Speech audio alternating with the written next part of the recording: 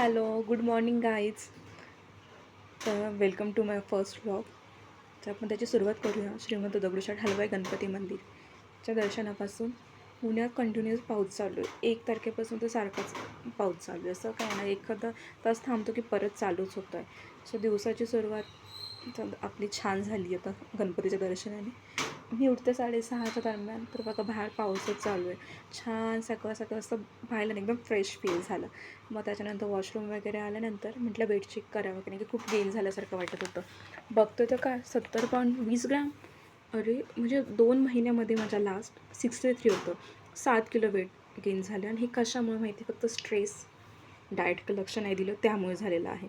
So म्हटलं चला आता वेट लॉस करायची गरज आहे बाबा. वॉकला जावं म्हटलं, तर बाहेर तर कंटिन्युअस पाऊस चालू आहे. मग काय करणार, पहिलं बेड वगैरे सेट केला छानपैकी, जो मी उठल्यावरतीच करते. आणि बाजूला केटलमध्ये ना मी शतावरी टाकून पाणी गरम करायला ठेवलं. कारण की जी शतावरी आहे ना, ती आपल्या लेडीजसाठी खरंच खूप छान असते. ज्यामुळे हार्मोन जे इम्बॅलन्सचा इश्यू असतो तो रिझॉल्व्ह व्हायला मदत होते. परत रात्री घेतलं तर छान झोपही लागते. त्यासाठी मग मी ते घेतलं. मग नंतर म्हटलं योगा करूया, बाहेर तर काही पॉसिबल नाही आहे. मग योगा विथ काम्या जे आहे त्यांचं मी सेशन केलं. खूप छान फील होतं यार योगासोबत, माहीत नाही, भारी वाटतं त्यांच्यासोबत करताना. पण तुम्हाला एक स्क्रीनवर एक दिसते बघा, धन्वंतरी मेधोर स्रोत, जे त्याने बोलतात मोठा भोग खतम, पण माहीत नाही, पण ऐकल्यानंतर छान वाटतं. तर मी ऐकते, ते काय 6 मिनिटांचं आहे फक्त. मग ते सेशन झाल्यानंतर हॅबिट्सचा जो योगा आहे, म्हणजे आपलं सौरभ बोत्रा सरांचा, मी त्यांच्यासोबत पण तो योगाचं सेशन अटेंड केलं. ते ब्रीथिंगवर ते जास्त कॉन्सन्ट्रेशन होतं. आज छान फील झालं, एकदम खूप छान मॉर्निंग वाटते जर तुम्ही योगा केलं तर. मी माझा आधी वेटसुद्धा कमी फक्त योगा आणि डाएटने केलं होतं. मग त्यानंतर एक माझी ऑर्डर आली, जी मी बिग बास्केटवरून मागवली होती, ज्यामध्ये होती अर्धा किलो भेंडी प्लस 200 ते 300 ग्राम काही गाजर होते, उटी गाजर म्हणतात. 100 ग्रॅम जे आहे बदाम मागवले होते मी, की मला ते बायोटीनचे लाडू बनवायचे. आणि हे लसूण 100 ग्रॅम. तर मग हे जे आहेत ना गाईज, तर हे मला सगळं कितीला मिळालं माहिती आहे बघा, तुम्हाला स्क्रीनवर ॲड केलं आहे, फक्त 27 रुपयाला. ऑफर असतात ॲक्च्युली बिग बास्केटला खूप. त्यानंतर मग मी हे केलं, आपली ब्लॅक कॉफी पिली, छान मस्तपैकी ब्लॅक कॉफी बनवली. ब्लॅक कॉफी घेतली कारण की बोलतात की डायजेशनसाठी चांगली असते, नसते माहीत नाही मला, पण मला चहाची आदत सोडायची. बघू सुटते की नाही, ते इतकं लवकर सोडणं इझी नाही आहे. त्यानंतर मी अशीच बसली होती आणि नंतर ही एक न्यूज बघितली मी, ज्यामध्ये ना ही लेडी जी रडती ना, तर त्याचं रिझन काय आहे की ह्यांना 18 वर्षापासून ह्यांच्या घरात लाईटच नाही आहे, ते अंधारातच जगतं ते. आणि ह्याचं कारण म्हणजे फक्त ह्यांच्या मिस्टरांचे जे चुलत भाऊ आहेत ना, ते विरोध करतात ते लाईटचं कनेक्शन त्यांच्यापर्यंत यायला. मला हेच कळत नाही यार, तुमचं चुलत भाऊ आहे, तुम्ही एखाद्याला अंधारात कसं ठेवू शकता? 20 वर्ष, सापांची भीती, सगळ्या गोष्टी आहेत. हे लोक कसे जगत असेल माहीत नाही यार. प्लीज भावकीत तरी असं वागू नका. म्हणजे बेसिक नीडपासून तरी तुमचे काही वाद असतील ते तुम्ही कायद्याच्या ह्या मार्गाने सॉल्व करा. पण बेसिक नीड आहे, आता लाईट म्हणजे उजेड म्हणजे बेसिक नीड, ह्यापासून तुम्ही कसं कोणाला लांब ठेवू शकता? हे लोक मोबाईल वापरतात तर ते दुसऱ्यांकडे जाऊन चार्ज करतात. पण ना ह्यामध्ये मला एक खरंच कौतुकास्पद वाटतं, जे पत्रकार आहेत संदीप भाऊ, त्यांनी हा विषय इतका हायलाईट केला.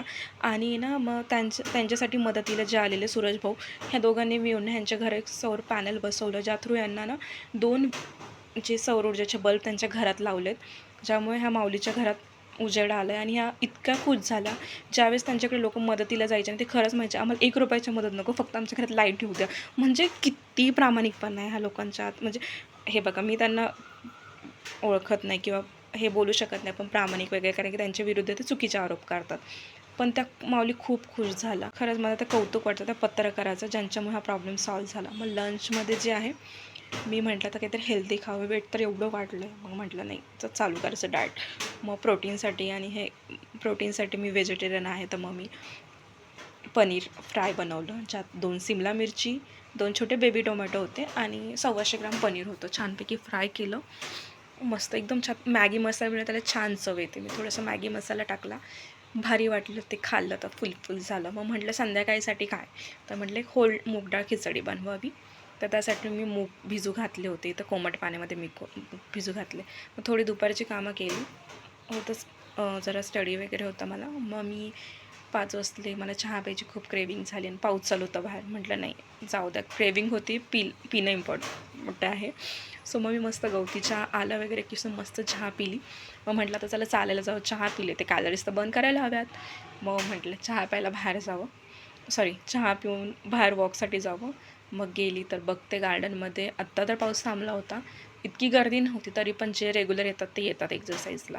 आणि 15-20 मिनिटांनी परत पाऊस चालू झाला. अरे यार, म्हटलं काय करा, पण म्हटलं नाही, आता बाहेर पडलं, इतका पण पाऊस नव्हता की भिजून जाईल, थोडंसं होता. म्हटलं करूनच जाऊया, एक 45 मिनिट्स तरी वॉक मग करत होते. आणि त्यामध्ये पण मला ह्या 2 लेडीज दिसल्या ज्या आपण वॉक करत होत्या छत्री घेऊन. मला खूप छान वाटले यार, एवढ्या पावसात पण त्या पण फॉलो करत होत्या. मग मला आणखी इन्स्पायर झालं, मी पण केलं. मग संध्याकाळी आले मी घरी 7 वाजता. मग म्हटलं तर चला जेवण बनवूया, 8च्या आत जेवायचं. तर मग छान अशी मूगडाळाची खिचडी बनवली, बाजूला जी दिसती चटणी ती कढीपत्ता चटणी, ज्यात जवस वगैरे सगळं आहे आपण जे टाकतो, खूप छान असते केसांसाठी आणि स्किनसाठी पण, ती खाल्ली. त्यानंतर मी जे आहे थोड्या वेळ वज्रासनात बसते, का तर असं बोलतात की चांगलं असतं वज्रासनात बसलेलं.